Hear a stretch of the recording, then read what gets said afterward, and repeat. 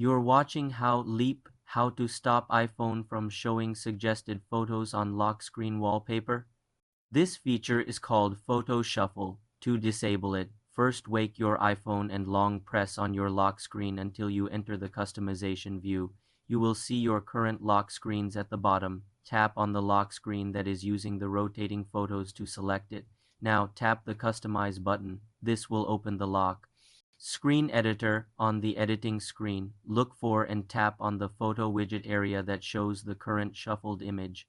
A menu will pop up at the bottom. In this menu, you will see an option for Photo Shuffle with a description.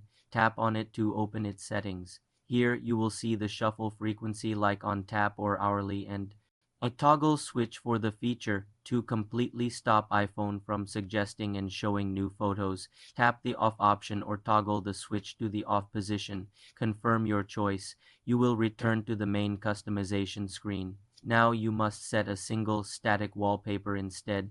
Tap on the photo area again, but this time choose photos, people, or whether to pick a single image from your library. Select your desired static photo, adjust it, and tap Done.